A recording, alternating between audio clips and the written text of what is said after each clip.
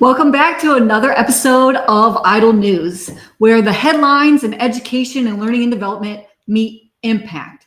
So I'm your host, Dr. Robin Sargent, and today we are unpacking the most critical shifts in workplace learning, from political tensions to brain science. So no fluff, no selling, just the insights for learning and development leaders that need them. So the first one that I want to cover comes from HR Dive, and it says that employers don't understand workers' generative AI training needs.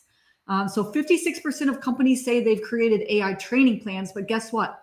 Most of them do not know how to roll them out. Even worse, many are throwing a huge budget at new hires instead of empowering their current employees. The result, this is a growing skills gap. What? Another skills gap? Who's surprised? And frustrated teams. So, I mean, the takeaway for us is probably something that we already know, probably something that we've always been preaching from the rafters and the rooftops, which is like, we don't just need to plan, we need to engage. We need to conduct the skills needs assessments across teams before investing in the tools, right? You need to make sure that these people can use the tools and apply them on the job. And then, of course, make sure that we are designing contextual learning that meets these employees where they are. All right, the next one also comes from HR Dive, and it says learning and development leaves too little budget for improving worker performance. Let me know in the comments if this is another like no duh moment for you. But it is, they're still talking about it. The HR Dive picked up on it. And so guess what the budgets are bloated with? I'm sure you'll never be able to guess. It's compliance, right? We all know, like, how many times have we spent so much time, so much budget on compliance when you just buy that off the library? And what we really need to be doing, right, is training people on AI, training on the skills, right? And so, sure, safety and ethics, they matter, but when capability building is an afterthought, the workforce gets stuck. And we know that people are the most important resource in any company. And so you really just can't innovate on checklists, right? Just because you check the box on compliance doesn't mean that your workforce and your talent is going to continue to improve. And so, I mean, if there's any influence that you have, maybe this is part of, your influence, your ongoing influence, right, is to rebalance that L&D budget, fund learning that drives performance and future readiness, not just a license to operate the business. Just one more from HR Dive that I have, close talent gaps with skills mapping. It's so interesting that this is still coming out because this is probably one of those other things. It's like, who's not skills mapping? And if you're not skills mapping, well, you should be, because it really is what moves the needle. It is how you analyze what are the skills that our workforce needs. What do they have? Where do they need to go? And what are they going to need for the future? With 70% of HR leaders identifying key skills and 45% now rewarding skill growth, the message is clear. Know your workforce, grow your workforce.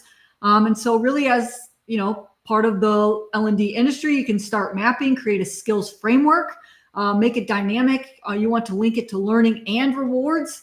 And I mean, again, this is just nothing new, but if you're not doing it, then it's going to continue to be a gap in our industry and for our people.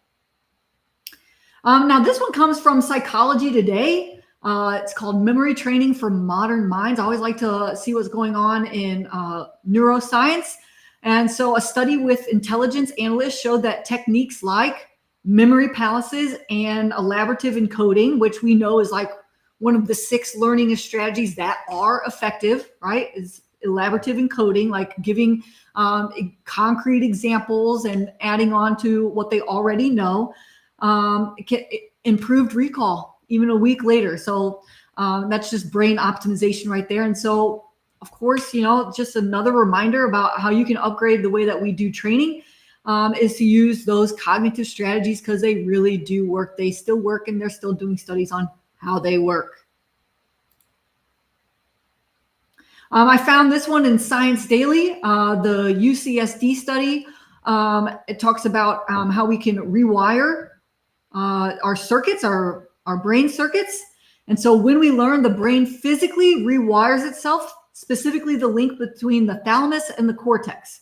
So learning is not passive. How many times have I said, or maybe even you've said, like, learning is doing, right? It's structural. And so what we want to prioritize is depth over volume, right? That's cognitive load. We've probably heard that before, but now it's coming out again in Science Daily, just continuing to reinforce that. And so design learning that builds those real mental connections, repetition, application, and feedback is way more effective than content depths. And this, of course, becomes more relevant in the age of AI, and how AI is starting to generate lots and lots of content, but that does not mean that it is chunked in a way that is conducive to memory and learning. This I thought was interesting. Also comes from ADDIE, which is White House declares the goal to reach 1 million new apprentices per year.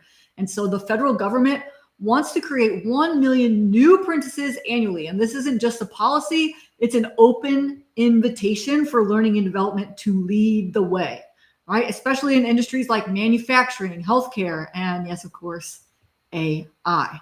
And so if you haven't really explored apprenticeship models in your own learning and development department, just know that there's going to be more and more push for that. So I imagine there's also going to be funding opportunities for people creating apprenticeships. And so maybe you might want to get out some grant writing skills for your apprenticeship program.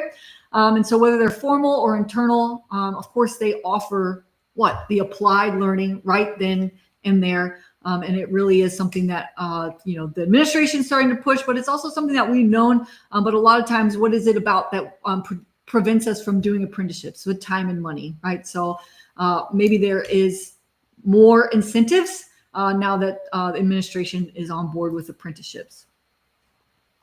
I found this and I just thought it was interesting.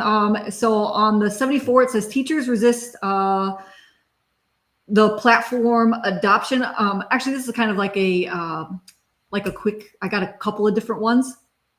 So this one from the 74, school spending is up, but teacher pay isn't. And the 74 found out that while it's gone up significantly, like the per student spending, I wish I would have put the chart on here. I apologize for that. But the chart basically goes like this. It's spending up here, teacher pay way down here, right? So, and so I think it's only just going to continue to add on to the frustrations of teachers, just to see these reports coming out and just see how neglected they are in the education system, even when it comes to their pay, which is not really new. But it is hurtful to see that the spending is up, but not investing in the thing that really makes the difference in the schools and in these children's lives. Also, just so you know, the DEI cracks down in public schools. So political tensions around DEI may influence the corporate environment. So, stay compliant, but stay committed to inclusion through skill building and dialogue. Now, I always like to pull up something interesting I find from LinkedIn. And so, of course, Dr. Philippa Hardman made it to Idle News again. And what's interesting about hers is that Duolingo just rebuilt ADDIE with AI. And so Duolingo dropped a game changer, 148 AI-generated courses, 148 AI-generated, signaling a total reinvention of the ADDIE model through artificial intelligence, right? So every phase from analysis to evaluation has been transformed with the use of AI. And Duolingo, a leader, of course, in the learning space, I'm sure you've heard of them. Analysis, now powered by billions of real-time data points that AI can read very quickly. Design and development, automated by AI, curated by humans. Delivery and evaluation, well, it's adaptive, continuous, and scaled because of the use of AI. Instructional designers, well, they are now evolving into learning engineers, right? Experimenters, data interpreters, and really the stewards of what that learning experience looks like. And so it's changing. It's not just something that we're saying, but it's being implemented right here in some of the biggest game players in our industry, especially like those direct-to-consumer courses and training like Duolingo. So they're not just building content, they are architecting learning ecosystems. And so AI is already transforming our workflow. And so that's it. It's short, it's sweet. If you want to learn more about using AI as an instructional designer, AI for instructional designers is coming out very soon. You can get on the wait list, idlecourses.com/AI.